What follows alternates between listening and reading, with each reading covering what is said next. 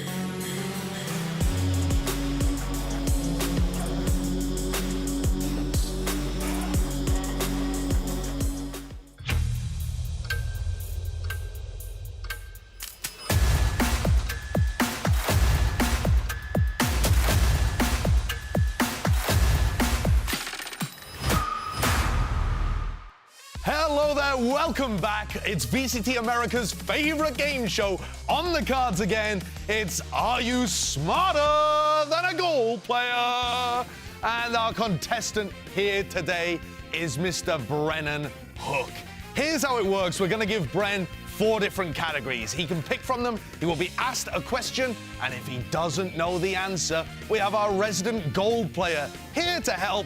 It's Dash. Dash, how are you doing? Are you ready? I'm doing quite well. I even spelled it for you in case you were curious. That's wonderful. And Brennan, are you ready? Really, it's you that we're going to be asking these hard-hitting questions to. Yeah, I'm really ready, and I think you could not have chosen a better person for this job. Not only have I once been gold, but I think I really do, represent both ends of the spectrum. Okay, well, let's see what end of the spectrum you're on today. We have our 4 categories. Today, you can choose from Iron Social Studies, Bronze Numbers, Silver Animal Science. I love animals. And we'll save the Gold Athletics question until the end. It's our hardest question. Bren, which of these categories would you like to start with here today? I want to get started with the easiest one, please. Host Iron Social Studies. All right, Iron Social Studies. Let's take a look at the Iron Social Studies question. Which country is the 3rd most represented country at VCT Americas? Bren, what are you thinking? My mind is empty. It's well, just start running through some countries in Americas. NA, Brazil. NA's, yep, that's a country. Would you like perhaps to go and check with your gold player? Brazil will be up there. I'm going to go with Canada, I think, as my answer, but I want to double check. Let's double check. Let's ask the gold player. Oh, hold on. I have a clarification now to ask.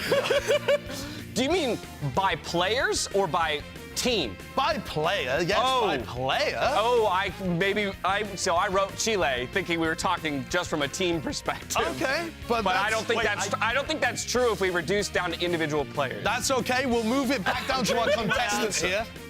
You're absolutely allowed to change your answer. Are you taking? I'm taking his, yeah. You're taking like his Chile. answer? Yeah, I like Chile. All right, let's have a look. Your final answer, Chile. Let's reveal the answer.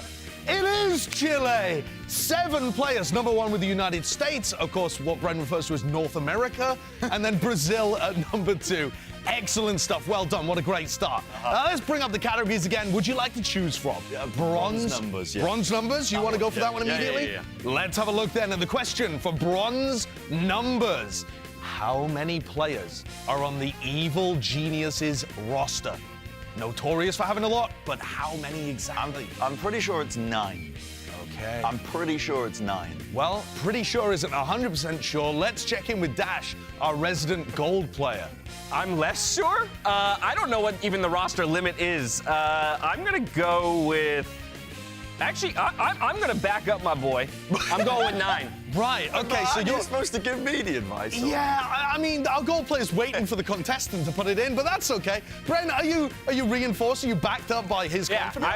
Go for it. I like Commit. confidence. I'm also going with 9. Okay, let's have a look then. Let's reveal the answer. How many players are on Evil Geniuses? It is 9 players. Well done, Bren. Well done, gold player as well. Let's move back out to our categories and select the final category that we have available today. Before we get into gold athletics, it's Silver Animal Science. I like animals. Okay, that's excellent for you. Let's bring up the Silver Animal Science question. How much health does Sky's Trailblazer have? Sky's Trailblazer, commonly referred to as a dog, actually a thylacine. I believe it's 100. 100 health. I believe it's 100 because it doesn't die in one right click. Okay. Of a classic. Interesting. Dash, resident goal player, what are you thinking? I'm right there with him. I wrote down 100 because I'm with him as well. Headshots aren't necessarily, from the pistol aren't going to get it. So. Oh, okay. Bren, is that making you feel more confident? I'm locking in 100. Final answer, 100 health. Let's bring up the answer. It is 100. Yo, we can't be stopped. Can't be stopped. Well, I'm going to try. We can't be beat. I'm going to try with this one final category. Let's bring up the categories again because you have yet to face our most difficult challenge. It's gold athletics. Let's bring up the questions. Why? What's athletic about it? Which team played the most rounds in the regular season? Oh, what's athletic about it now? Your mind's doing backflips. No. I got this. Walk me through the thought process. So it's going to be a team that's played a lot of close games, which is, I think, Furia and Crew. Right. I think they've played the most amount of close maps. And it's going to be a toss-up between the two of them. Okay, while you're pondering on it, let's check in with our gold player and see where Dash is up to. I'm glad we were sharing the same brain today. I'm going for Crew. I think it's a little bit of an outside chance here, given that they haven't won many series, but I do believe, and also most of the maps, even in their losses, have been like 13-11, 13-10. They play a lot of rounds. It's very true. Has that swayed you, Bren? Where are you thinking? What's your final But also, answer? I'm thinking it might be a team that's played a lot of maps in a series. Okay. Which would be, I believe, Loud? Oh, so now you're throwing a different one in the mix. I'm gonna have to press you. Okay. I'm gonna go with Furia. Okay. I start to feel sick. He was thinking about Furia, Loud, Crew. I'm going with Furia. You're locking in against my Furia? goal player. Let's have a look at the answer. Let's reveal the answer. It is! It's Furia with 512 rounds. It's a clean sweep. What's the for prize? Brennan Hook. What's the prize? We're gonna go to a quick break. After this, it's NRG playing against Furia. The VCT Americas playoffs. We'll be right back after this.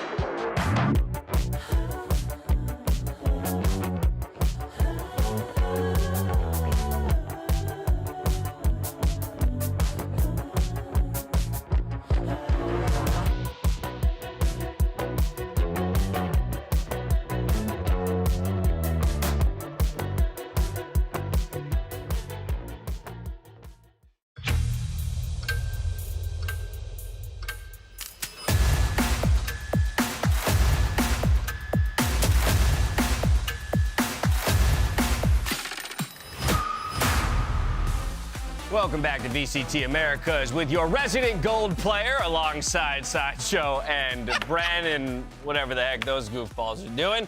It's time for us to get into our first lower bracket match of the day. It's NRG versus Furia. Let's go ahead and talk about NRG. We'll start on that side of things. They're no stranger to a lower bracket run, but this is fairly dangerous territory. It definitely is. They were, like I said before, favorites for top three. All of the other players in the league have been talking about how dangerous this squad is, how they all expect them to be able to get to a place. And I think it's fair to say that a loss here to go 0-2 in the playoffs would be unacceptable to these players themselves. Not for our expectations of them, although I would mirror it, but for their own expectations of what they can achieve. They've been to, since this team has been good, since they first added Ye way back when at Masters Berlin, they've been to every one of these big events.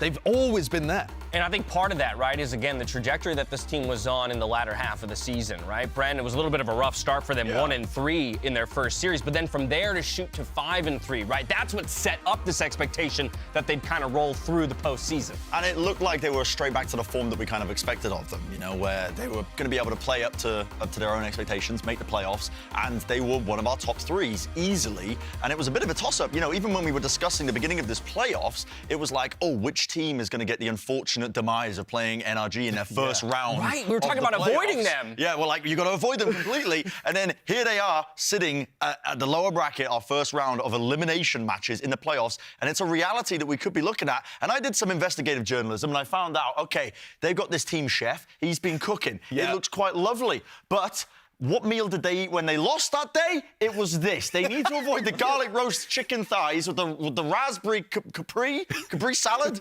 Caprese, yeah, caprese salad. Caprese. Yeah, that one. Yeah. And they need to avoid it. No longer on the menu. Get it out. Did you check Twitter today? Has there been any indication of what they ate today? You didn't check today? Yes, you do the investigative journalism. Let's talk a little bit more about this NRG squad, because we kind of mentioned how they're usually a team that we expect to perform very strongly in rematches. Yes. In part because of finesse, right? Being a leader. You were going to say in part because of the food. And the caprese salad, of course, yeah. But they just lost their rematch against EG, by all accounts. And so, like, is this really something that we can even index into as a strength for NRG anymore? Yeah, I think it's really difficult to tell, to be honest with you, because when you look at the NRG-EG rematch, EG just came out of nowhere, playing so much better. And now we can see that EG, in their follow-up game against Cloud9, are a very different beast compared to what we were expecting from them. But in the game that they played, NRG won so many of the pistol rounds, so few of the gun rounds. And what I'm interested to look forwards to is when they play now against Furia, this is going to be another rematch. This match, all of the playoff matches are, because they played the round robin beforehand.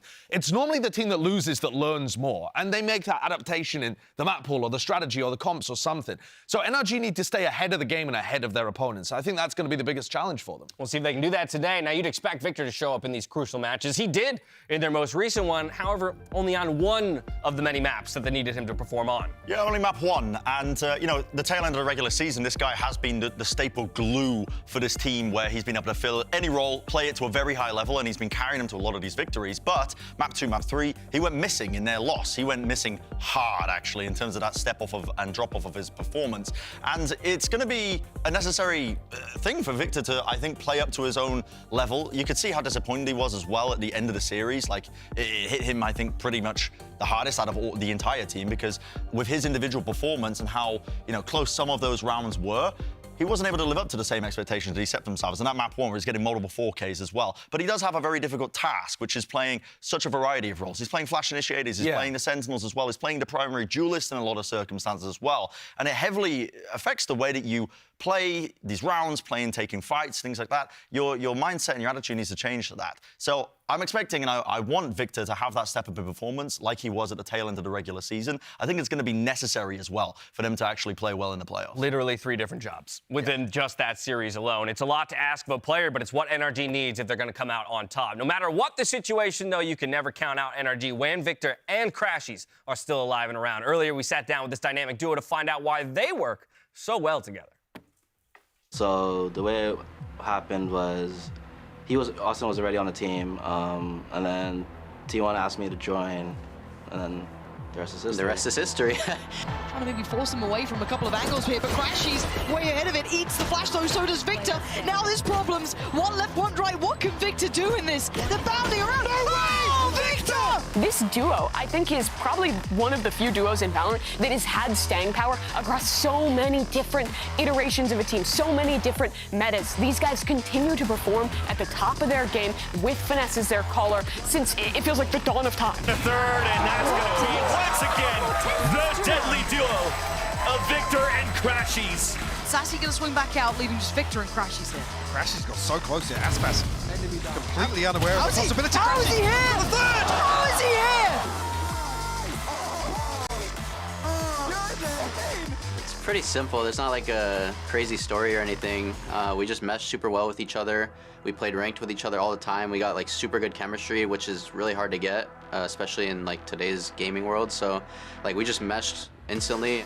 I thought Austin was really good, just from watching him play and spectating in Counter-Strike. Like, you could tell that he knew the little things and like knew when to be aggressive and like knew when there was a good chance that the enemy wasn't watching his current position, so he could like walk in.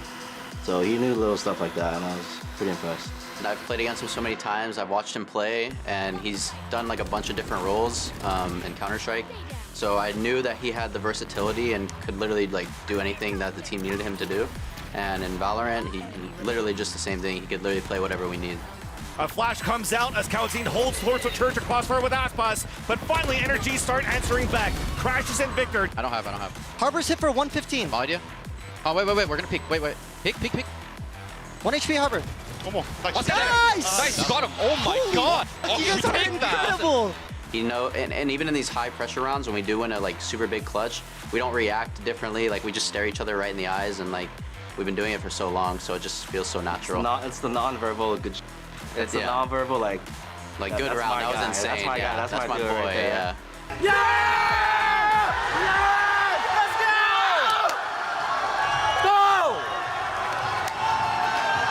It just feels really nice to have someone outside the game I can talk to about stuff that isn't Valorant, and he can understand me and I can understand him, and we're pretty comfortable talking about like touchy subjects and stuff. So If he'll have like problems, like life problems, or like sometimes you'll come to me, I'll come to him sometimes, stuff like that. Or like if I'm like upset about something, like he'll notice right away and be like, Vic, why are you like so quiet today? Like, yeah, stuff like that. my favorite memory would just be like finally lifting a trophy together, and just competing at all these international events together. He's always been by my side, so when we finally won at Reykjavik, it felt really, really good. I don't see it changing anytime soon, and hopefully it lasts a while. Hard enough to find one excellent player, let alone two who also make each other better. And that's what you find when you find Victor and Crashies together in the server. Now, we've talked a bit about NRG and their chances today. I did want to get a little bit of an investigative journalist update, though, on the food situation. All right, hit us with it. So they're eating meatballs today, and they have a homemade tomato sauce with it. Took 3 hours. Now, is that too close to the Capri salad in terms of the homemade preparation? tomato. I don't think so. You don't think so? I think caprese salad, it's solid, you eat it. It's been whizzed up, it goes on top of meatballs. But it's I think similar they're going to dodge ingredients, it. so is that not, you don't think that will Whizzed run up. into Is that a issues? very common? Yeah, that's what the chefs call it, whizzed up. Whizzed Yeah, up. when you whiz it up. Ah, today I learned. Yeah, That's so, fun. but So you we don't think like it'll their be problems? chances. We like their chances, okay. All right, well, now let's see if we still like their chances after we talk a little bit about their opponents and the first time that these two teams met. Of course, it was a win for NRG the first time out in 2-1 fashion. And while we talk about, sure, it's, or rather, I want to go to the point that you were making, Sideshow, about how usually the losing team, right, has more to learn from. So the question is, Furia, what can they glean from their time against NRG? Absolutely. I think that Furia also have learning moments from their loss on Haven against Loud most recently. They might want to change up the third map, which was Pearl, where they ended up getting outclassed. To me, Furia have a lot that they can change to bring into this game something that's a little fresh. The question is whether they can still get massive performances out of their players. Because Dujazine in particular, when you looked at his gameplay against NRG, he went bonkers. Map 1 in particular, their attack side, he controlled the game, and it was, frankly, it felt like a miracle that NRG managed to survive through the other end of it. But against Loud, he just got completely shut down. All of the confidence was gone. I don't think that's going to happen again. I feel like it was that big brother, little brother kind of situation with Loud. They don't respect NRG in the same way. I know that sounds mad, but they just don't. Yeah, I mean, well, it is purely confidence for me when I'm looking at Furia and taking it away. I mean, you can see the discrepancy of this lovely graph that we've got here as well. All you need to know is one team better than the other. It's like bigger, you know, it's a big... That's one map. That's not even the whole series. No, I mean, that's one... Look how low the Furia line is through like round 6, round 7. Well, yeah. they barely got any kills at all at the beginning. Their first kill came round 4. Just to touch on that point, though, That ain't good. No, it's not good at Thank all. you. I That couldn't ain't have put good. that as the gold player on the desk. I couldn't put that together myself. So It's all a confidence thing for Furia, I think, as well, and having that turn, that state of mind for them. They need to play like they did against NRG initially. I agree with you. It's that big brother, little brother with them playing against Loud as the dominant team in their region. It's that mental barrier, that block that they had, because they were not playing like themselves in that Loud game. No. I mean, they got flattened. They weren't winning duels. They weren't winning the 4v5s. Another thing that we attribute to their success rate as well is that they just weren't winning any of the fights. They weren't taking them with confidence. Right. So while there's a lot of obstacles they have to overcome in order to get the victory today, let's talk about one consistent bright spot for Furia, which has been their win rate when they're down a man, interestingly enough. So in an unfavorable position, sometimes they should be considered favored. And they didn't do any of that in the game against Loud. And I think it's because they got scared and they weren't able to be as creative and find those ideas on the fly. Whereas you look back in their previous matches, I mean, the match right before they played against Loud, they're winning 40% of the time when they're down a player. And that's because they find these creative little plays where they're able to right the ship again and put themselves into good spots. And even if Dujazine is going forwards and taking a bunch of space, if he dies, they're still able to use the map control that they have. We actually saw this from EG as well. EG won like a nutty 2v5 by just linking up the small pieces and weaving it together. That's what Furia need to find, is that creativity. A couple things for us to look out for in this matchup today, though. For more on this matchup, I think we need to call in Wyatt and Bala and play a little game. It's time for Breakdown Buddies. Now, when it comes to breakdown buddies, the rules are simple. Bala, who cannot speak, will run a telestrator. Wyatt, on the other hand, will have to explain what it all means. Simple as that. And gentlemen, I release you. Yep, that's the gist of it. Ball and I have mind melded. The neural pathways have connected. And I'm going to tell you what's going on in this game. This is the NRG Furia previous match. Okay, the spike is down. You're 2 and 4. I thought you were trying to point at something. The arrow, no, 2v4. I understand, but you know the kind of the UI also addresses that. You can move on. We have 2.5 minutes, and you're wasting valuable seconds. All right. Flash comes through, backside. Who is that goes down? You're covering it up. Can't even see it because of the UI on top. All right, that's unfortunate. Mazine does in fact get that kill though. So we're in the 2-on-3. No utility. Right. The Flash. I mean, that's the craziest lineup you'll ever see in your life. What is he cooking with the Flash? But it comes through. Digizine swings off of it. He was actually going crazy this game. Wins a second duel after that. Oh yeah, he was just deadlifting on attack in this game, if I remember correctly. Saw him coming in for the 1v2. I feel like you're about to pause this, and then I'm gonna have to say something, but no, never mind. Okay, now you're pausing it. The Cove comes down. What will Digizine do? You were just... Bro, what is blood drawing? I mean, what? Are you looking at the health? And he wins the duel. I mean, dude. This guy's getting paid? All right, so this time, Viper's Pit out of shower. Pretty, classic hate you'll see. Saw him spamming through with the Vandal. Lots of question marks. Vandal spam through the smokes, not getting traded. Bruh. Digizine swings out, does trade it eventually, and then FNS. He's behind the box. And Digizine, awareness. He is aware. Extremely aware. Dude, he's floating so slowly, I thought the clip was slowed down. How did FNS lose that fight? All right, so and the next one, Digizine is, he's just vibing, I guess. Dude, what, you have emojis on this? So Digizine has the Sheriff, he's pushed up long, and he just gets 3 kills. NRG, what are you doing? That's why they lost this map, right? And then into this round, all right, we're going fast. A hit, woohoo, recon, breach ult, smokes are down, the mollies. All right, zoom in, map. What are you looking for? Okay, so Digizine, he's down short, right? The wall is up, right? Okay.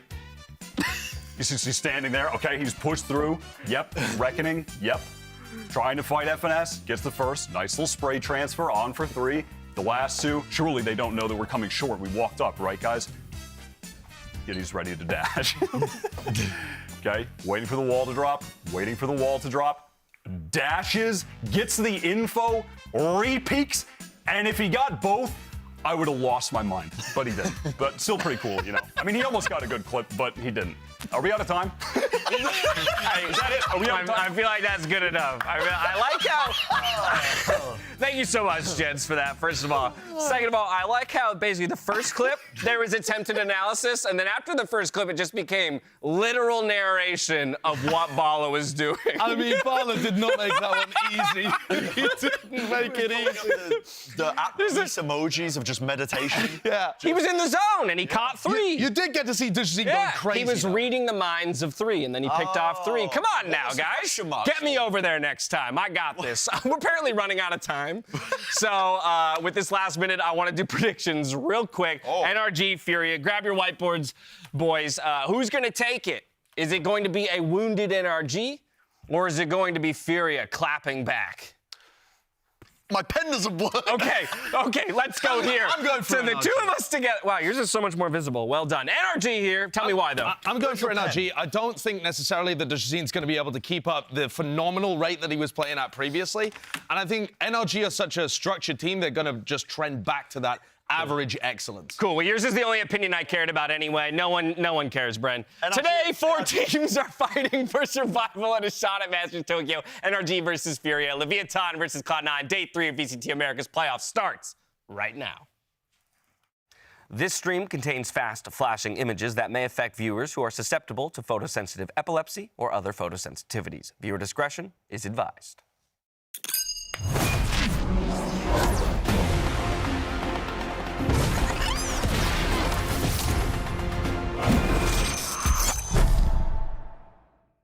This is do or die for a lot of these teams. It's that culmination. Who's going to be going to Masters? Quer finalizar esse cara? Vai contra outro!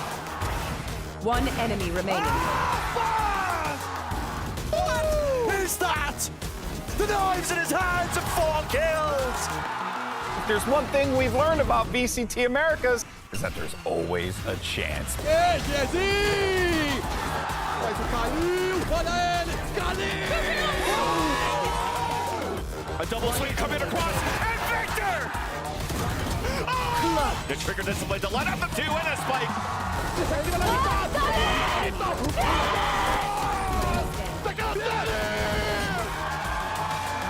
What was that? He's gotten down to 1v1. Oh my God!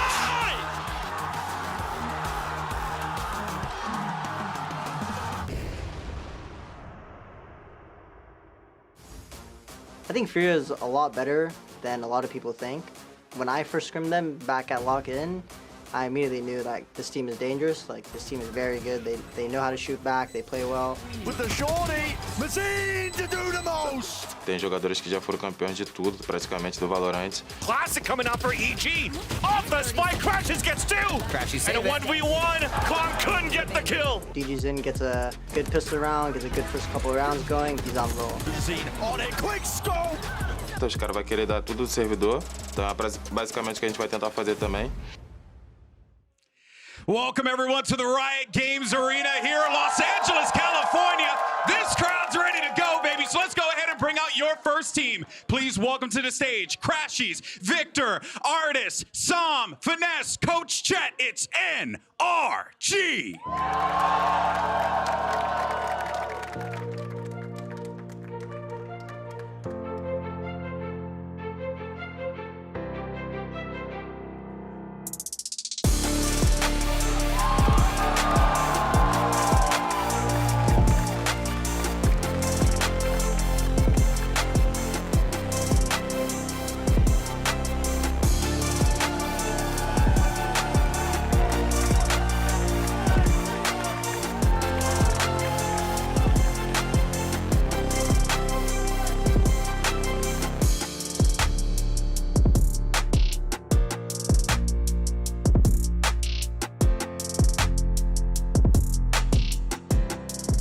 E do outro lado, vamos receber nossos heróis, QCK, DGzinho, Mazin, MWZera, Kalil e o treinador Carlão. Hoje é dia de Fúria!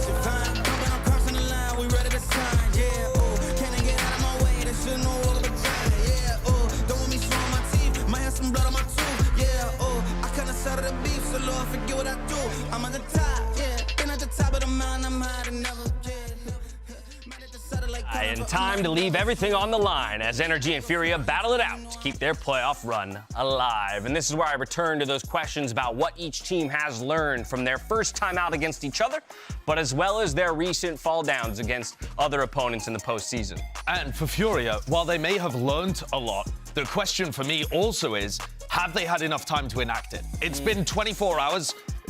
Just game after game after game after game. They've played on the trot more than anyone else here at playoffs. They've had no time to rebound after just getting beaten into the dust. It's not even a learning thing. This isn't something you can rebound from by looking at VODs. This is a confidence issue for Furia. And I think it's quite a big hurdle for them to overcome and go up against a team like NRG. Now, listen, I don't think they're going to be holding NRG in the same regard as they did Loud. They're not going to have the same mental blocks holding them back when they're playing. But even still, to just go from less than 24 hours of getting absolutely smoked and getting dropped down into that lower bracket and having to go up against one of the teams we were touting as the favorites to make, or one of the favorites to make it to Tokyo and champs is quite a heavy task. And I think this also becomes more difficult because when you take a look at the expected map vetoes, it's planned, or you would imagine that it'd be very similar to the first time that these two teams clashed. And last time we had Bind as the first kickoff map. That is just the best map you can possibly get for this NRG team. Finesse is incredible here. The way that he just pauses his team and then moves things forwards. I think Furia are going to have to hold on in map 1 and then try and win the next 2 if they want a chance. And that is even more difficult for their mentality. I think a pretty obvious first map ban there in Ascent by NRG. It'll be followed by a quick one of Lotus from Furia. And here we wait to see if the bind will perhaps get locked in. And there it is, snap picked up by NRG to kick things off. Yeah, I think this is akin to all of our expectations. And depending on what side they pick, okay, Furia on their attack side first. Now, NRG, they love to counter strat. One of the things I'm going to be paying heavy attention to is how they're going to be pushing back a lot of the fast showers takes. We were seeing it all day long when Furia doing it. They put down the Brim Stimmy. If they're going to run the double duelist comp, yet to be seen, but I don't think they've had enough time to change up anything. Yeah. But that is a bread and butter part of the attack side of Furia on that bind. And what have NRG learned to try and counteract that? Because you can't just put up the Sage Wall. You kind of have to fight it quite heavily with more players. And NRG Euro love to counter strat. They love to read their VODs. They love to do their prep and cook up game plans to try and battle against whatever teams are doing on a regular basis. So there has been a change here towards the end of the map, Vito, as well. I talked about how the losing team can often adapt things. Well, here it is. They lost on Pearl as the decider last time. They're going to get rid of that and head things over towards Split. So NRG keep things exactly the same, and it's the underdog team, the team that lost last time, that gets that chance to refresh the ending. I do think Split's winnable for them. Their double duelisters look decent there. Yeah, I like the game plan, right? You run the same thing back, you're likely to have the same result. And so changing something if we do make it to that third and final map for Furia to have a chance in this one. All that said, let's refocus towards bind as we dive into the agent select for both of our squads. Yeah, and I do think we'll be sticking with probably the double duelist comp for Furia. I'm paying attention to their attack side. That's what they're going to be starting on, and it's where the double duelist really shines as well in having those explosive takes of all the extremities on bind. It's a real focus for me when you're watching this map, looking at B-long control, showers control, and just bursting through and disrespecting them. And NRG need to cook up a plan, I think, to counter that.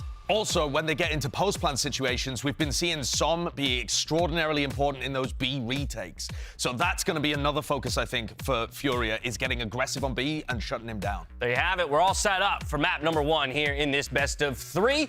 It's an elimination match, so it's time for us now to send it over to our casters. It's Doug and Bala. Thank you so much, Dash. Bala, I love elimination matches because often in rematches, but also when the stakes are so high, it brings out the best. In the IGLs, in the individual playmaking, preparation, it all ends here. Yeah, it is so important for these two teams right now. Obviously, I think both had high hopes for Tokyo. Yeah. Furia maybe less so than NRG, but NRG, they just came off of a bad loss. Furia too, but Furia at least got the one win. So I don't know who's feeling more confident right now heading into this match here. It's crazy to think about, not even just thinking playoffs, but thinking about the end of the regular season for both of these teams up until this point. NRG seemingly on the uprise. They go back to what they know as far as roles. They seem to be clicking really well. And for Furia, an entirely different story. Furia is going to be starting off on the attacking side. We're already jumping right into the action. A showers push. And speaking of sides, NRG have left Artis completely alone on this side, which means he has to use these slows and this wall perfectly to staunch this aggression. The double satchel just went through. They're actually pushing through the showers TP. Off of the Trailblazer. Oh no! The Spike is stuck in showers right now.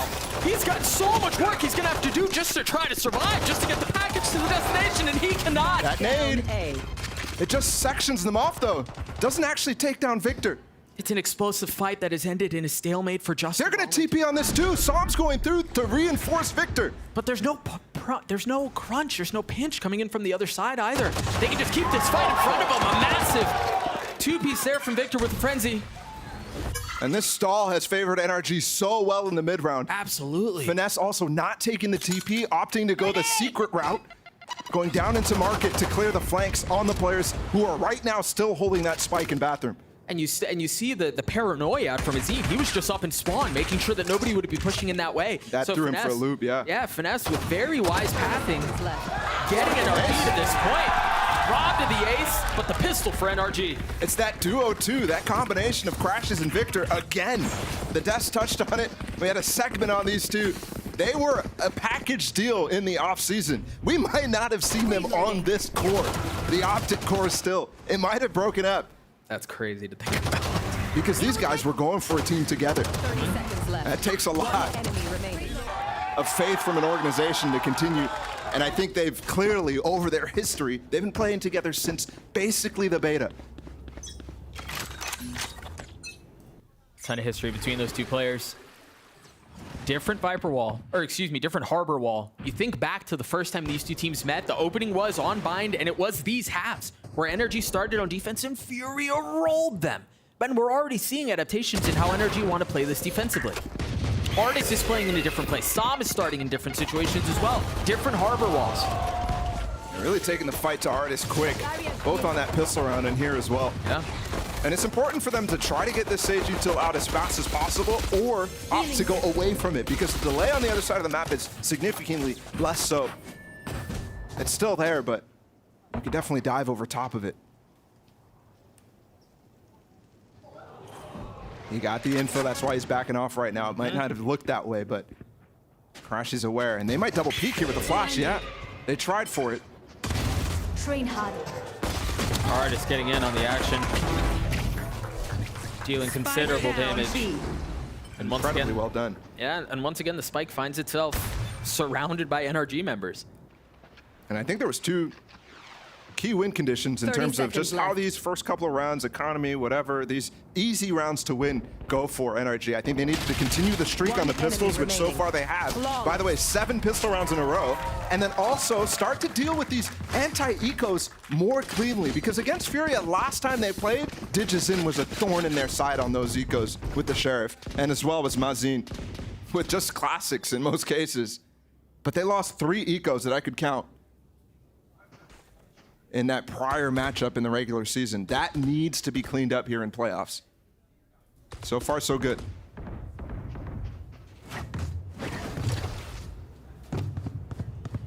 Just a couple moments now from starting what will be Furia's first attempt with full weaponry to put a round on the board. And NRG's actually done something interesting. They've bought up a bunch of stingers for the players who did not buy rifles in that prior run, Crashy specifically. So they're going for a huge economic advantage.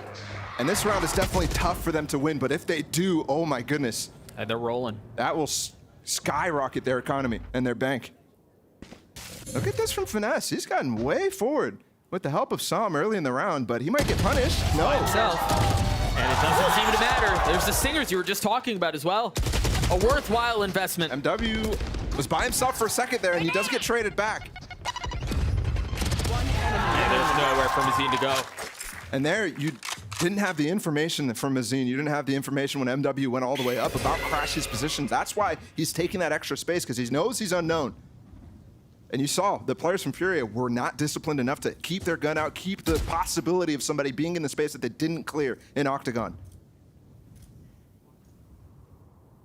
And this looks like a bonus round conversion. And we spoke about how this is going to skyrocket their bank. Even with Som dying, even with Artist dying, both those players had stingers. We'll see how much more damage Khalil can do. Imagine they could pick up another Vandal here on Crash's too. Yeah, that would be huge. Finesse controlling as well. They know where he is, even though that flash doesn't ping. Process of elimination right now for Finesse. 10 seconds left. And you even see the ping on the minimap. Very good understanding of where the remaining member of Furia resides. They're chasing. And Crashes did upgrade his weapon. Right now, you don't even really care too much about one weapon saved. That's not going to net a buy. We'll net a hero rifle here from Khalil. So that's a clean bonus round conversion. They have been very, very good in these situations, even against EG, where they got their first loss in that playoffs. One enemy remaining. Felt like they did everything right there and still came out with the L.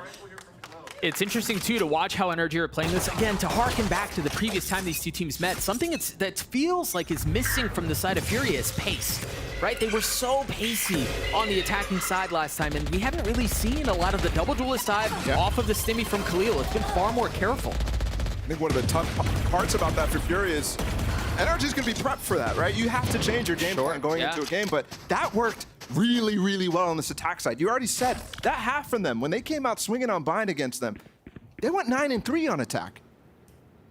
And it was because of those fast hits up short. Those got, when NRG is so favored towards this two-player setup towards A, that doesn't all the time even control lamps. and doesn't all the time have artists on that site to throw slows and split up the hit. And even if it does get split up, you have 2 duelists diving in front of it. A little room for pace here. As you see, DG has already dashed into his Cloudburst. Meanwhile, Finesse waiting to see where the lurk is coming. He knows it's there. He's just waiting. There's no easy way in. Harbor Wall gonna provide a little bit more cover. Spike planted. Well, that's a little aggressive there from Victor. Does get a nade kill as he falls, though. Oh, and he's gonna find the timing. QCK is gonna find the timing. It's perfect. Sam looking to swing out, landing the shots onto QCK. Just not ready for it. No, not at all. Similar to that kill down Long B in the prior round.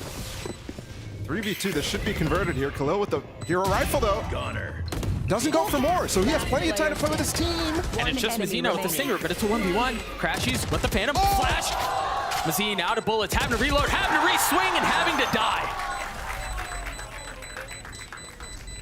To stay composed in that situation for Crashies.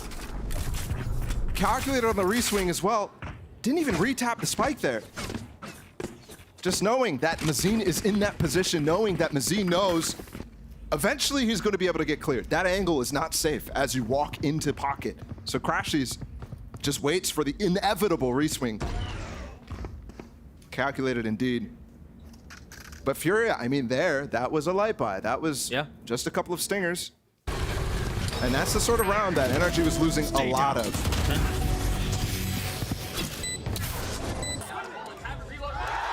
So we'll see if the ratios of gun rounds to eco rounds stay the same or if they get skewed. First time out called for Furia. And again, it's just been a night and day difference from the first time these two teams have met. It's just been 4 rounds. But Furia, they find themselves down big here. You see Carlisle incredibly animated as he's trying to talk his team through this early rut they find themselves in. It's important to not even really tactically assess this situation so far for Furia, because I think this is a similar start to what the desk was trying to say cannot happen for Furia, which is flatness out of some of these players. No excitement out of Digizin, out of MW. Nobody really stepping up to the plate right off the bat, which is what really was good for them in this first series against NRG. Probably the reason why it was close. Yeah. And I think Digizin had, throughout the regular season, such an emotional load to help the team be explosive around him at the same time. That MW has stepped in to help him get active. And right now, neither doing so. Not at all. That's why they find themselves as down as they do very quickly here. Victor has the op, 1 point away from the showstopper, and he's alongside Artist trying to take Shower's control. They've posted him up, and this is also the first time that I can remember. I want to say it's the first time all map that we've seen this wall from Finesse that goes through Teleporter that also provides some Showers control. Yeah, they oftentimes are switching up how they're playing the Viper wall on that side. MW throwing an nade to clear that corner, but Finesse is able to just sidestep it and get back into it. So you might see something similar if they end up re-approaching Belong, but Victor on this angle too. And I love the use of the op for Victor's raise. When he's 1 point away from that showstopper, he is dynamic with it too. Look at the re-clear.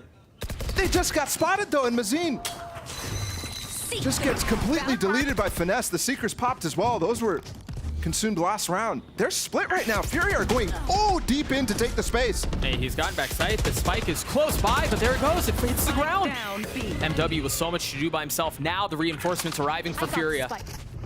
I like that idea for an MW, but really splitting up the hit makes it tough for the second player to follow up and do something there. DG often the spark for Furia. In a position to make a play again. A 1v3 now. Make that a 1v4 as the numbers get considerably worse. Crashies with a 3K and NRG with yet another round. That decisiveness from MW is what we love about Fury in most cases because of how that converts into 1 4v5s when they get into a sticky situation like this one, losing Mazine early. Because it's what, you know, I mean, it's an opportunity cost for them to push down long right there, and MW goes into the space that they're losing by going for that play. But that decisiveness right there makes it so everybody is on a different page. And without the same individual performance, you're not able to actually get yourself out of those types of situations that are really, really dynamic. Yesterday, Furia only won 145 against Loud. Loud was, I mean, on a heater. They were insane yesterday, so I don't expect that to continue, but NRG right now looking strategically much, much better and in control. That's so tough, man. You use that flash to clear Cubby in case Victor or someone else with the op has gotten into the Cubby alongside teleporter, but the pit makes it to where you have to invest more utility to clear out the exact same spot. And that's why you saw Mazine drop the Trailblazer right after that. I mean, trying to punish the player in the pit before he really gets set up does leave you exposed. And every single round, NRG are going for re-exploration of space. Look how Artis has tucked himself to clear that left side of short before going forward. That's a nice shot from Digizin. Artis responds. Nobody coming in from bathroom, though, and NRG know that. He's got the showstopper all the way out. Artis may have a chance at making a play. How does that not kill him? Oh, no. 1 HP, and he gets the kill. And the crazy part there, MW just needs to wait for Mazine. Just do pressure so that Mazine can get the kill. He doesn't need to commit his body. And again, these flanks. I don't know how he survived that. They're just winning everything. Round still up for grabs here. 2 members left for Furia. And that's quickly cut in half. Just Khalil now. And that's another for NRG. This is getting out of hand very quickly, especially when you consider what's up for the next half. Reminder, Furia, this half against NRG last time was 9-3. I mean, we are so far away from that reality now. This looks like a rout from NRG. And I do think he really 1 HP, dude, come on, he really might walk on water. I don't know. I mean, dude, that's a situation that you get tilted in the moment. If you're MW, you throw that rocket, you think for sure it kills him. And maybe that's what contributes to him going and peeking before Mazine is ready to take the backstab. Finesse with another opener. I believe he just spammed it. He's got 2 or 3 openers already. Yeah, I mean, because of the re-aggro that he's doing. There he just spammed from the lance. And QCK was trying to go for a fast lurk. There's no way anybody expects that. Fury have just come into this with such a different game plan. Yeah, I'm surprised that didn't shift out of that timeout. Me too. Earlier on. And you're in a situation right now where you're, seriously, if you're Carlisle, if you're Mazine here, any of the players in Furia, you'd be considering another timeout. I wouldn't be shocked. I mean, they are on eco here, so you can't go for that fake timeout thing, but I wouldn't be surprised to look at them and have them spend a lot of time on this round before going to execute, just so they can continue to digest. 2 spam kills. The ecos aren't working out. That was definitely a win condition for Furia. Crashies wasn't spotted there. It's the same play. The Trailblazer doesn't catch him. MW satchels in towards his death, and it's a flawless round for NRG. That's the same play they ran when they had issues, when they lost players last time, and this time it's not even based off of anything. It's just a call to go send it. And normally I really respect those decisions because you're all on the same page. Yeah.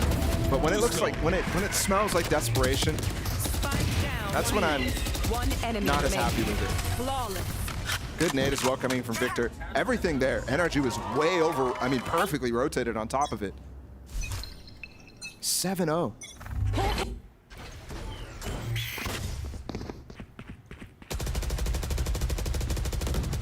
This feels like the first time Furia have taken some early space and showers, I guess. This is impressive from NRG. The way that they're continuing to evolve their A-hold as well. Victor loves to play on top of the boxes, but Artis as well with his walls, he's constantly getting up top on top of things as well. Which, so if you see Victor somewhere else, you're not going to be as disciplined in clearing top of some of these sight boxes. There we go. Nice double peek from Finesse and Som. Yeah, he had a little help there. But at least MW is able to come away with a kill. That still leaves decent numbers. I thought it was QCK who was going to get that spam kill. That battle is so awkward because that Viper wall changes just depending on the timing. Artis dying there, falling to the orbital strike. The spike threatened, tapped, but not committed yet. As Furia not comfortable with what they see, that's certainly going to help things. But he's expecting more pressure. How much more can Khalil do? I thought he was going to get Victor too. Still an opportunity to right-size this. For now, it's a 2v2. They've invested the Reckoning. You've got the Seekers. Victor up top. Yep, trapped away. Did manage to stay alive. Victor with an op is going to have to win this 1v2. That's really nice stuff from Mazine. He's ducking in between those pulses of the Reckoning. The thing is, they don't have the spike. It's right next to Victor. It's the onus on him to go. He has a satchel too. 10 seconds left. And a shorty, oh no. So close, but Mazim plays it well. First round on the board. Third first kill of the map. Those start to be really important now. And I think a lot of the stuff that NRG is going for can start to be expected from the Furia players. What they can't do is become afraid of those reclears, of those double peaks that MW had to deal with in showers there. They have to be on top of keeping their guns out and being ready for something like that. We need to see a streak here from Furia if this game wants to remain competitive. Literally, maybe even 4 more rounds in a row. Once again, Victor and Artis pushing up showers. They're walking in their own slow, and Digizin not able to punish it. It's a little challenge there, and DG falls. That's the type of thing right there where you want to see Digizin actually shoulder peeking the slow to punish in the case that I mean, that is something that is easily punishable. I'm not going to call it a mistake, but it's a risk. It's a very calculated risk that NRG goes for because Furia is not taking the confidence peaks.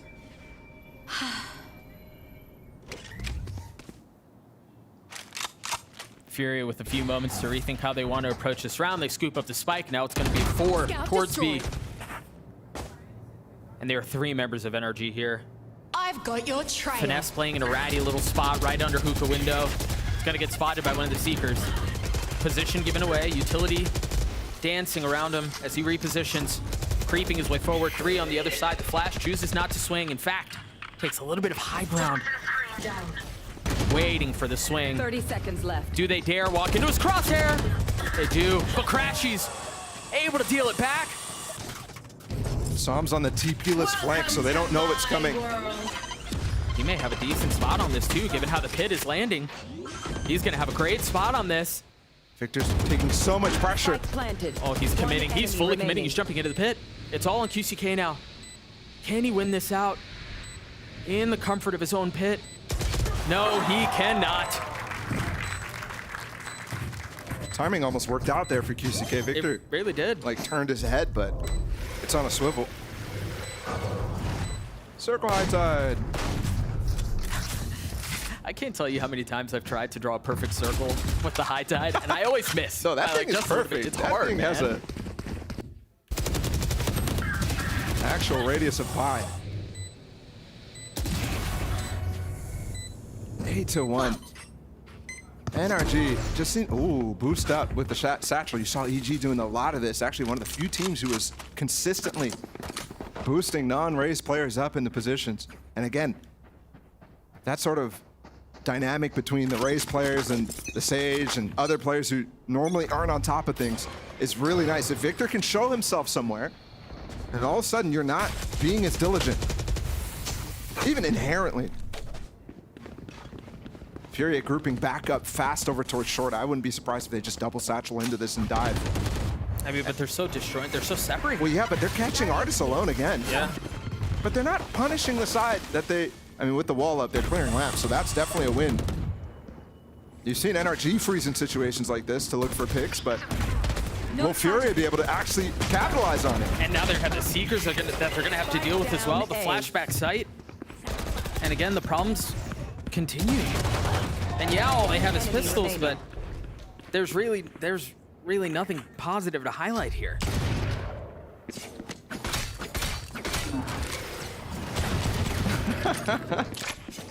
Stuck behind like 3 walls there. I do think, you know, we've talked a lot about Furia and how, given the fact that they have a double duelist comp and Brim, being able to like help go, right? Help be that spark on the attacking side. I think there are 2 things at play here. First off, for Furia, it's just not the same pace that they showed last time. But I also think there are a lot of really cool adaptations that NRG has made to their defensive side that's causing the problems that Furia find themselves in. Enemy remaining. I think absolutely. I would agree with that for sure. I think it's big things and little things alike too. Even just looking at where Sam is playing when he's putting his wall down on A short, he was getting bullied because he was so far up, and they would just push right through it. They'd push past his wall, they'd roll over him, he'd have no chance. Now he's doing it from a different spot. He's doing it more from U-Haul. Little things like that that are, again, just shoring up what should have been a really good side for NRG previously as well. But now we're seeing it come to fruition. And we did get that second timeout from Furia in the first half. I feel a little late. No, I mean it's so tough to commit that second one. Sure. Without giving some trust to your players, right? Yeah. I do want to see my players end up building up some momentum on their own, but at a certain point, yeah. I mean, they need these last 2 rounds.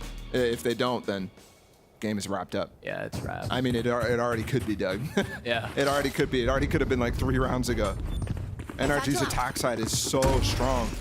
And things like this, which aren't even spotted earlier on, are so good too. I don't even think Furia saw some up here. I think he was able to tuck himself off after some initial pressure towards Hookah.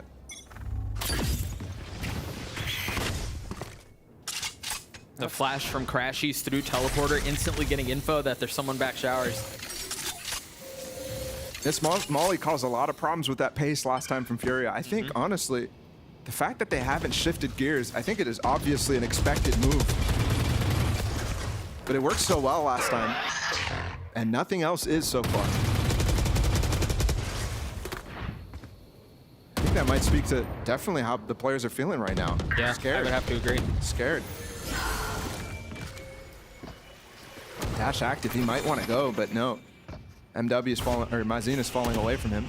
I like these high tides as well that Sam is throwing from inside of lamps there. Cutting off the lurk through the orb, as well as cutting off short. It's multiple layers. It's still up on top of Truck, so. And I believe he can peek over his own wall from there. Yeah. Which would explain why Victor's been satcheling him up the last few rounds. You can even peek up on the over top of the Viper wall. Surprised this orb is committed though. It does block Sam's position. 30 seconds That left. flashed off, doesn't matter. Ditches in as well through bathroom. MW with the ult, looking for Sam. Connects this time. Yeah. Now Khalil committing to getting the spike down. Finesse waiting for his moment to strike. Spots one. Tucks back. That smoke on Heaven is abusable, just like Finesse just did. So he just poked, tried to punish, but look at Ditches' position too. He's gonna really have a field day with these guys on pipes. Crashies Victor exposed to him. Is he on that heady angle? He just, it doesn't matter, he's dead. He to fell a molly. As he was flashed, he dropped down into Finesse's molly, and he had no clue that he was in it. Another flash out, this time from Crashies to try to clear out U-Haul. The nade to help just a bit. QCK having to scale forward. While Khalil waiting for the aggression from NRG. That flash is perfect. I mean, he's doing it all on his own. Player standing. Victor's just going to hold the defuse, and he's going to be able to take the whole way. Oh my gosh, Mazin! What a play! I mean, that's a tough situation. It's Finesse dying that drops that orb. And so that one easily gives Mazin the peak. That's nicely done from Furia, but even mistakes in that one too. That flash that looked so perfect for the NRG players was Mazin's flash. Trying to actually flash out whoever was in lamps in that situation. Now, we do get at least the one on the board. A dire situation already. This is a must-win for Furia. Victor with the op again, taking the fight against DG's in and winning it out. And that molly is supposed to be able to punish a player who's trying to fall away from the pressure, and it's just not there. Because Digizen's way ahead of Mazin. Mazin's going back to Trailblazer behind him. And Digizen's not getting active at all in these rounds whatsoever. Yeah, he's felt like a non-factor. Which is just crazy to say about a player of his caliber. He's 3-4 in first duel, so he's still going for him. I guess when you find yourself down this much, it's just kind of easy for everything to be shrouded. This is Furia's style. Digizen is hungry for those first kills. He's ultra confident in them. But the problem is, they're not winning these 4v5 situations, which they've conditioned themselves to be insanely good at because of how often Digizen is going down. The Seekers with just over 30 seconds left. Finesse is able to hold the line. They find themselves up 5-3 in numbers. Oh, Crashies. It's so nice. This is why NRG are one of the best teams in the world at Bind, man. It's just little things like that. They put on such a master class. Everything is so well thought out. Everything is so carefully calculated. Right there, I mean, that's the danger of going all through long, right?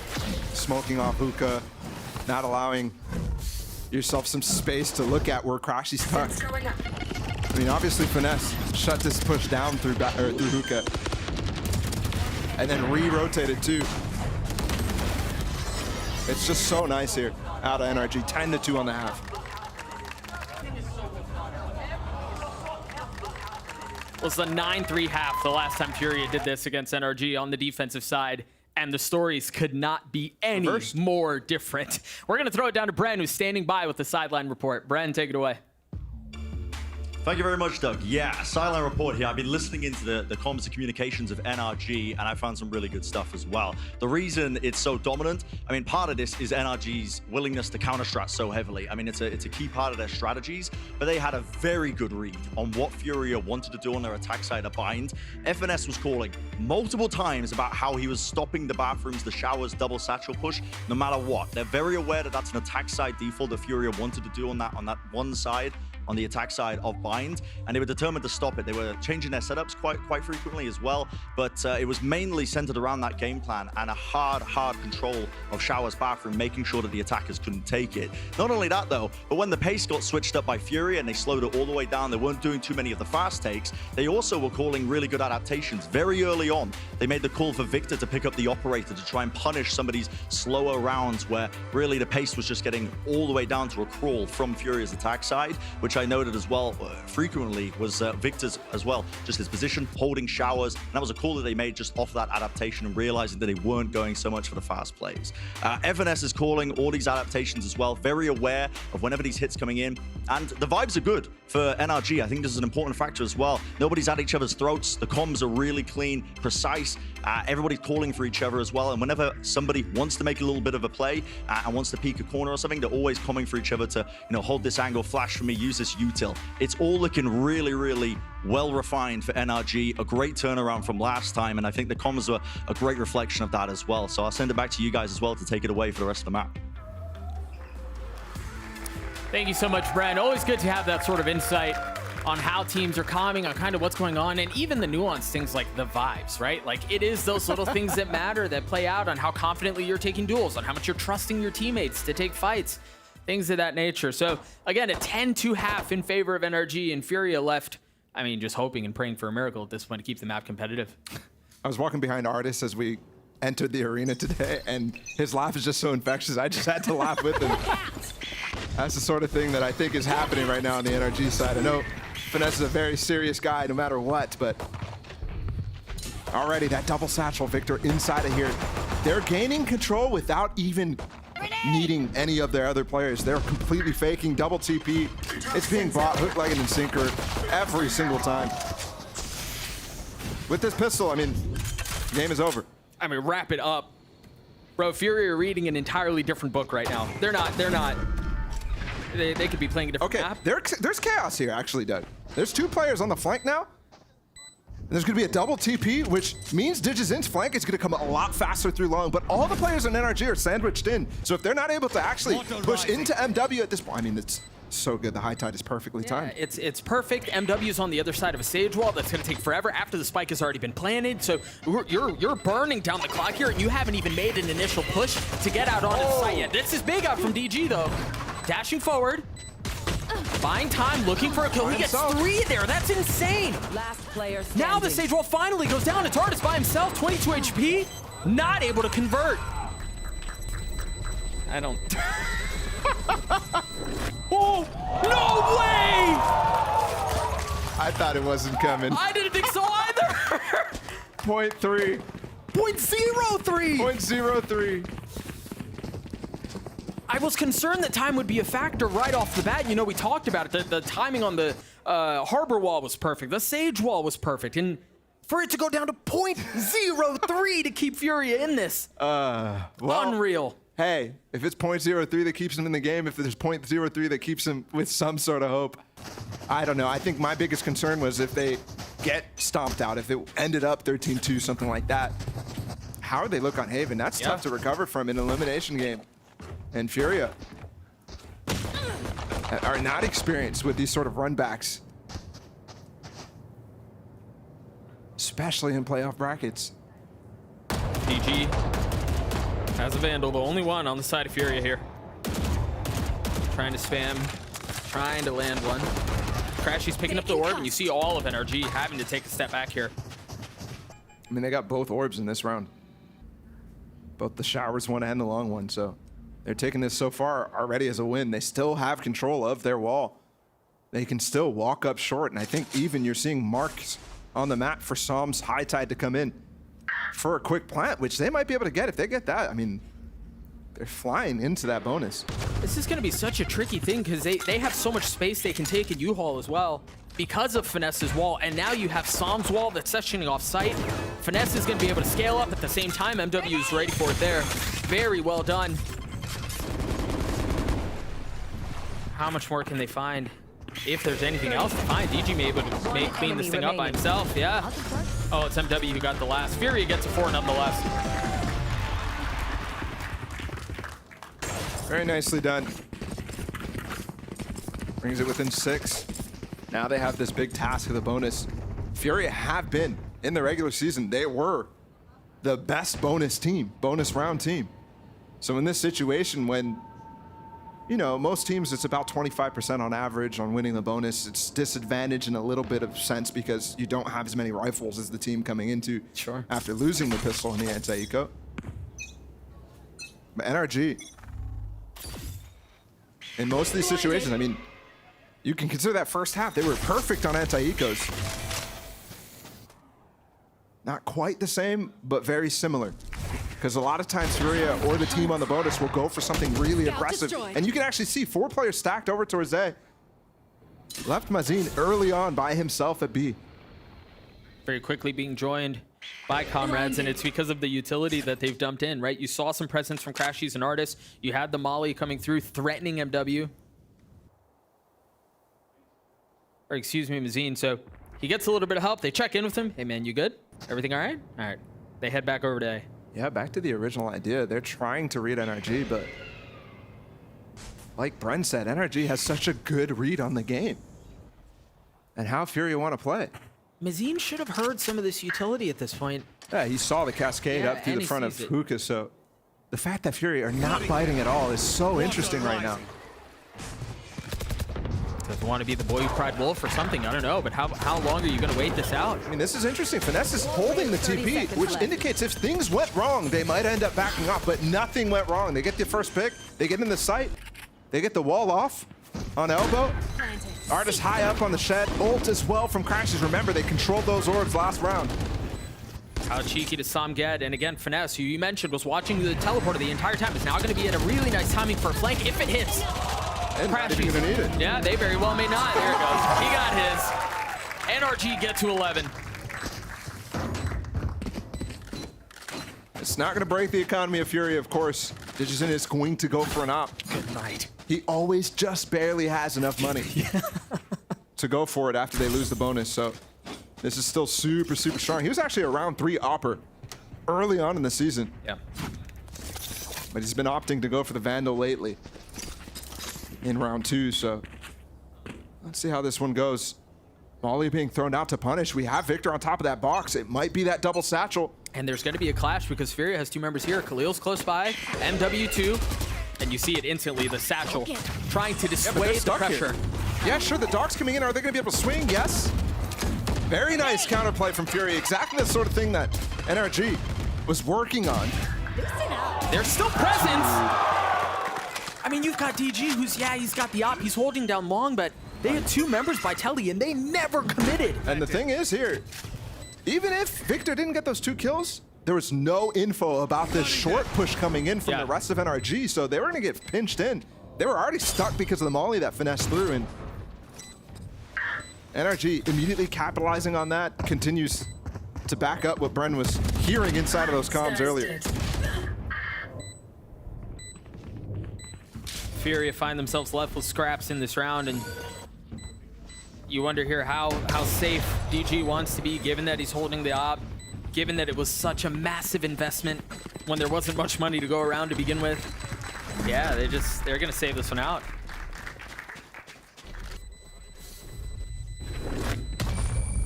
Match point. Choosing to save when match point is in your face. You kind of have to here with the op invested. So difficult, especially against Harbor Viper, to really find anything on that retake. And I think this is where they struggled last time on their defense. It's situations like this where you start trying to get that op online for Digizin, and it's really, really tough to continue to convert. Furia, remember, I have no timeouts left, so they're just going to have to trust the players to make the adaptations that are needed to keep this map going. They still have the op in the hands of DG, saved it from the previous round. Light armor for everyone on the defensive side. And 2 Guardians, too. Drops down in front, though. Even his repositioning, man. He's constantly looking for an opportunity to take a fight. It's still this 1-4 setup, too, that we saw on that first eco attempt. Out of Furia, and NRG just took their time, figured out what was going on. They didn't really even get the information, but they just kind of knew. And B site was going to be empty and easy. QCK spotting down long. Oh, he's about to see a lot, too. There are 3 members of NRG that are now scaling that way. Off of the Trailblazer, the Molly. Intended to just buy a moment of time. They're heading towards this direction again. And there's no Showers presence this time. Finesse isn't staying. QCK. I think they really want to commit to be here. QCK, you're getting real cheeky here. There we go.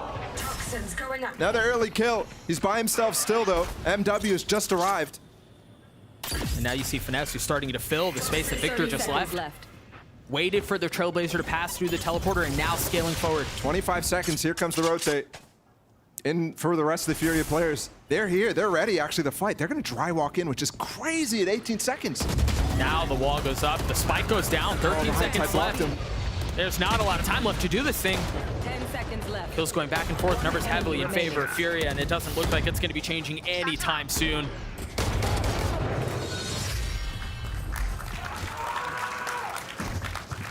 Little bit of life still here, and that was, again, still just 2 Guardians. Low eco. They had that Brim ult. That definitely contributed.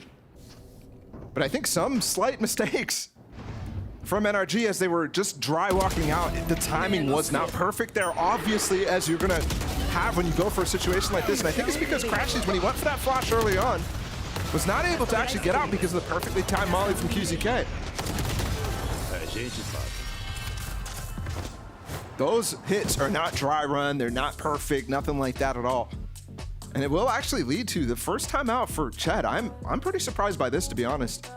I know you have a desire to close out the game, but I also don't want to give any room for Kurlau to continue to speak to his team, to continue to get this team from Furia talking about getting back on track, getting the emotions ready for map 2 even. Right, yeah. Not even thinking about this map, even though still, I mean, it's out of their hands, but very real possibility, at least some sort of streak coming back from Furia. And everything helps. Everything helps to get out of this stomp.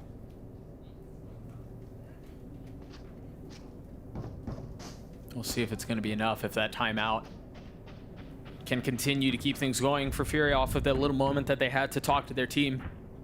Op still in the hands of DG, 1 point away from the Blades. You actually have a couple of members for Furia that are flirting with having their ults online. Mazine, MW, QCK not far off either. I mean, they need those because that cascade is coming in from NRG too.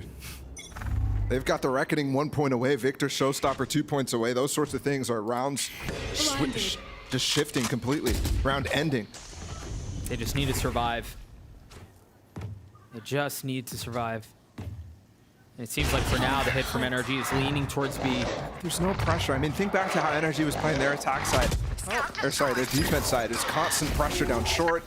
They're fast out here, though. Yeah, they're going really fast. QCK's been doing a great job on this anchor. That flash went way too deep. That's 2 there. He's finding the gaps. Sam is quick through the tube. DG's going to show up with the Op the Reckoning forward. In a 3v4. And you've got Mazine, who's still playing an Octagon. They haven't cleared him out. He could spoil the shot by himself. Spike planted. Taking care of Finesse, but the spike does go down. NRG outnumbered. Up, girly. Heavily. This would be an outrageous moment for Crashies if he pulls this off, and he can't. I thought he was going to tuck inside that orb and come out behind him. Yeah. Thanks. Like he's sneaking up to stab him, and they do get that ult online for MW. Along with getting 6 on the board. Starting to put this one together now. I mean, you mentioned it, Ball. QCK has been so good anchoring here. The fact that he gets 2 kills there. The one is great, right? Like with one, he's done his job. I'm looking there at the double cascade coming out from Som. I think oftentimes you see Artist and Som trying to combine for a tactic where the high tide is coming in before Artist peeks out. In this case, you want that cascade to drop before Artist goes. A slight little misplays between the two of them. Judge in for Victor, and that gives some Labs control. We saw this on the pistol, but this time the spike is following up with it. It's a different wall, too. Different wall out from Finesse, and it's not going to matter. Like this updraft from Digizin, but it doesn't go all the way up. But it does confuse, so Scout destroyed. almost gets the shot. Meanwhile, yeah, they're going to flip, and Artist is in the pit. And I don't know that QCK knows. Has to be checking it every once in a while. He's 1 HP on it. But the rotations are already coming through. Furia have already joined. Those mollies are so good to delay. Meanwhile, a fight happening mid. Another one going over in favor of MW. Another one going in favor of Furia. This needs to remain clean here. Artist. How does he not see him? There it is. It's tough to walk through a pit. The Viper sees before. Slightly better near sight. Yeah. I couldn't believe Artist hadn't been spotted yet. And with the 1 HP decay, he's trying to come up at an angle that QCK is ahead of. Because you expect him to be playing as far back in that pit as possible to stay alive as long as possible. Either way, they do clean this up. This was a very dangerous round. Remember, this started by Victor double satcheling up into Lamps. And somehow, some way, with that bathroom player getting taken out by Digizin, they're not able to continue to convert. They're going to save the hero rifle that Som had and 10 seconds the Guardian left. from Victor. No armor for Som either. Has a better weapon. Vic's also 1 point from Showstopper here. I thought, you know, maybe you die to someone from Furia so you can have that ult into the next round, but no, they choose to save. I mean, NRG's been pretty good at getting these orbs so far, both on attack and defense. It feels like they've had way more ults than the Furia side. So I'm not super concerned about that, but I do kind of agree with just the Guardian. Either way, that was a light buy, so I'm gonna come in here with full weaponry. Outside of just that Guardian from Victor. Let's go. Keep it up. 3 rounds in a row now for Furia as they've gotten to 7. Remember, this was a 10-2 half. And Furia are starting to make a run at this thing. DG with the op and the blades. Going across, dropping Victor. Looking for the second, and he finds it. That's lovely stuff. As well, to be comfortable to do that over top of the Viper Molly. Just pro player things. Finesse looking to creep and getting spotted by QCK. Both Vipers just dumping mollies at each other and going their separate ways. Fury getting close to uncomfortable territory for NRG. I think they're uncomfortable now. I mean, the timeout and the save speaks to it in the last 2 rounds, so you might be right. Enemy Som falling. It feels like you know, these little individual 1v1s that it felt like NRG were just having a field day on in the first half just aren't landing. They're not hitting anymore. A flawless round for Furia as they get to 8. That confidence is building here from Furia. That confidence is indeed building. And they're consistently getting ecos out of NRG, which is surprising. I've noticed something right here is that, I mean, that looks ridiculous because of the way that replay looked, but it was still a clean shot. NRG is buying up full armor in almost all these situations, which is interesting because early on in the season, they were a light armor team. That's definitely hurting some of the staying power. Absolutely. And while this timeout ticks, again, this is the second timeout used for NRG. I was thinking that they were going to try to close this game out without a single timeout used. And now here we are with no more timeouts for either team. At least the final one right now. And again, it is an eco for NRG. They're barely going to be able to afford anything. Stinger armor, maybe. I mean, what a flip. I mean, remember how this last game went? Yep. It was NRG who had a nasty comeback, a 9-3 into a map win on 13-11. That sort of outcome is unattainable, but I mean, you're seeing one round flip and you're talking about overtime right now. Furia is definitely looking for that. Meanwhile, for NRG, they're right at the goal line, just one round away. They have 4 ults. And yes, this buy isn't great, but, you know, perhaps given the ults, they can find something to put it together. Digizen has been choosing correctly in the last couple of rounds. Early on in the half, when he first got that op up, it was wrong twice in a row. But now, he's in the right positions. For the lean on the default, and again, Finesse falls. That's complete loss of that Viper wall that is so crucial to get Victor in lamps or get Finesse all the way up. Those sorts of things. Or NRG are kings of the mid round in that situation. And DG is far from done as Khalil's getting another. That's now the second member of NRG that has fallen. All without a single ult used. So perhaps at this point you just hang on to them, and given the gun that you should have in the following round, just lean into that. Harbor wall separating the two teams for just a moment. Crashies with one with the frenzy. But the gun difference here may just be too much. Yeah, it's just too much. And the issue there too, not able to punish Digizen with the close quarters of those stingers because he just buys the shorty. Smokes himself off, hops into the smoke, and all of a sudden you're in a close range battle. You're in his zone. Oh, it's another shoulder peek. It's the knee. That is nasty.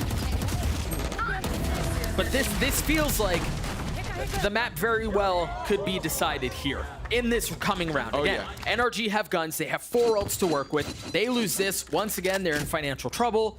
They are not going to have these ults that they can lean on and rely on to get them out of a sticky situation. Oh, first real aggression here from Digizen. And he's getting kind of punished right now. There's a lot of damage done by that molly. Trailblazer pushing him off a little bit more, traded back by Mazine. Scout destroyed. And SWAT done by Crashies there to make sure he's the only one that's spotted.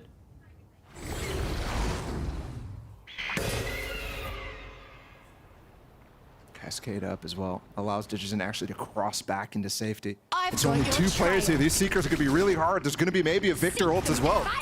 Here it comes. Digizen, both these players in trouble. The Viper wall was so good, and then the ult from Victor drops him. And Finesse is trying to run into this position right now to get an ult off as well. Meanwhile, MW is satcheling his way. He knows where he is. Finesse wins that duel out. The 1v1 goes his way. And again, this very well may be where it ends. Furia with just 3 members left. Khalil forced to sit on the other side of the wall and wait as things just got worse. And with this pit, yeah, no chance. Is there really an opportunity here for Furia to get back in? Crashy's taking a ton of damage here. How much longer can you wait? That hurts. 22 HP. And that might seal it. I mean, surely you don't expect him to be there anymore. Never mind. Yeah, they do. But it doesn't matter. Victor cleans it up, and it got scary. It got close. It got ugly. But NRG take map 1. It did take everything out of him.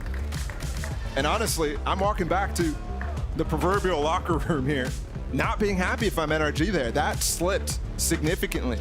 And on the other side, I think if you're Furia, yeah, you lost, but you go, yeah. I mean, with that we made that competitive, we took it to them. You feel so much better going into Haven with this scoreline as opposed to the, what, maybe 13-4 that we could have had?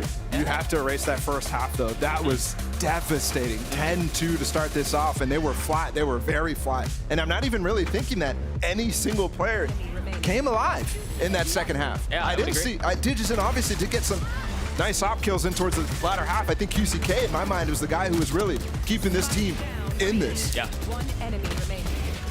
So who's going to come alive in the next game? MW is constantly good on Haven.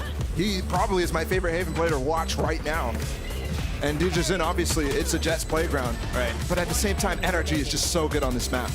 And you saw MW continue to try to dictate pace, even when they were struggling. He was the first to go, and yeah, maybe it was ill-advised, but he was certainly persistent in going. NRG, take map 1. Haven on the other side of this break. Elimination on the line. We'll be right back.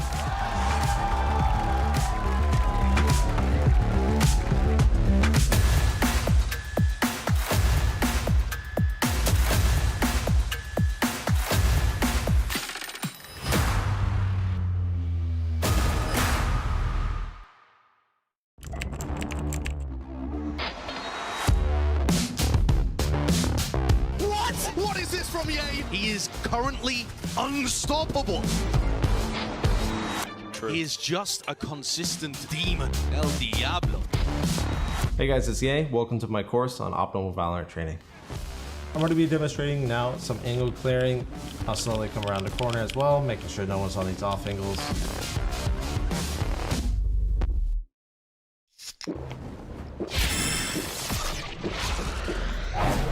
Red Bull gives you wings.